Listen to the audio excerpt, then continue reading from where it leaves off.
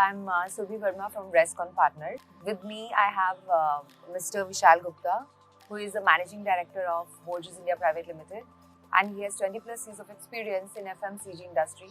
So, Rescon Partners, it organizes Navonmesh with Rescon. It's an annual conference that we set up every year. And this year, we are particularly talking about diversity, equity, and inclusion. And it would be very important if we can get some beautiful and amazing insights about the FMCG industry and some personal experiences related to diversity, equity, and inclusion from Vishal sir. So, sir, first of all, thank you so much for doing this session. Glad to be a part of this. Yeah. So, first of all, can you share some personal experiences? Like, what is your take on diversity, equity, and inclusion, and how important you think it could be for the overall industry and the company's growth? I think diversity is very, very critical. Whether we talk about gender diversity or we talk about age diversity, we talk about ethnic diversity, it's very critical. All your consumers, whether you are into a services business or a product business, your consumers are diverse. You know, when you have a diverse team, you get different ideas, you get different thoughts. People have their own ways and means of doing things. It's like bringing in best of all the worlds together. Today, diversity is a necessity in all businesses, and all organizations, I think, should strive to be diverse, at least in terms of gender, age, ethnicity, as we talked about. Is it easy to achieve? The answer may not be so simple.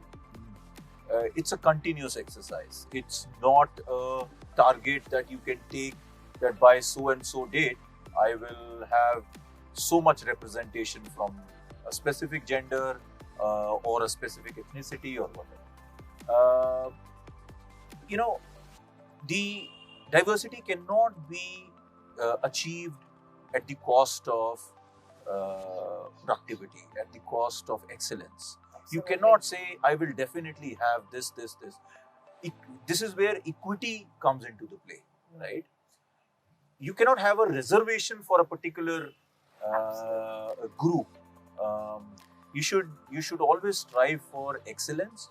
Whosoever fits into the profile, so everybody should get a fair chance at making it to a said position. Let's say if you are talking about a position, and if the HR department and the business leader, they should look at achieving or getting the right person in place, and hence looking at an organization which is a diverse organization.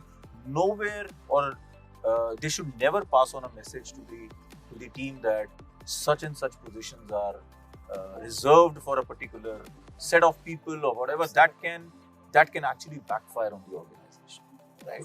So diversity with equity is very critical.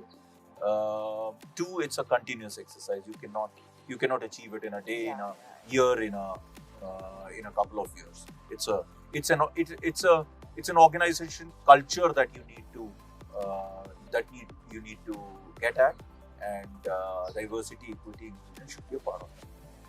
So, as you rightly mentioned, that we cannot separate diversity from an equity.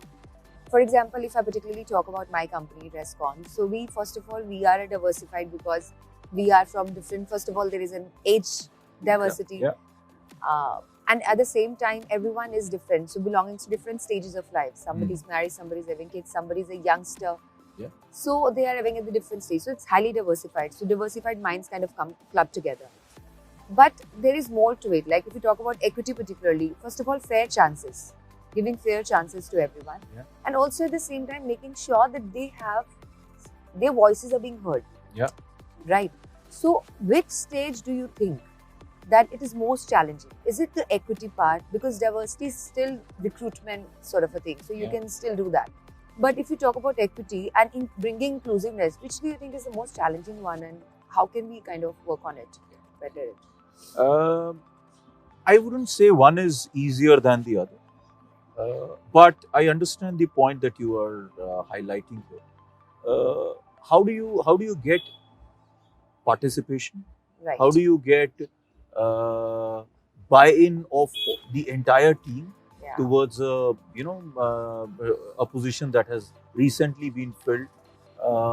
Let's say a person with a higher experience has joined the team, which is a relatively younger team. How do they react to it? I think it has to be a part of the culture, the organization culture.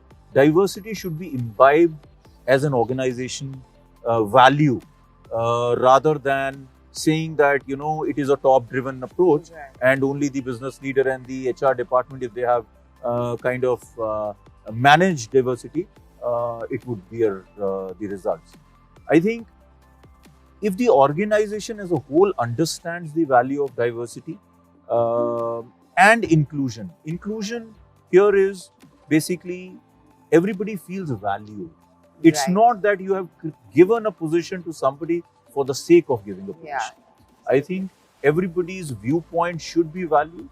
Whether that viewpoint fits into the organizational priorities or not is that at that point in time is a different matter altogether, right?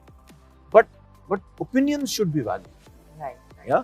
And so long as you are doing that, I think the organization culture starts to change for the better, and people start respecting it, people start understanding it, they start imbibing.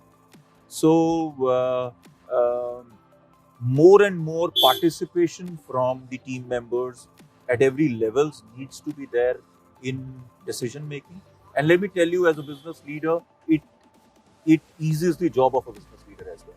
And whenever you take a decision, there is a sense of ownership from the team members also, if you have involved them at an earlier stage.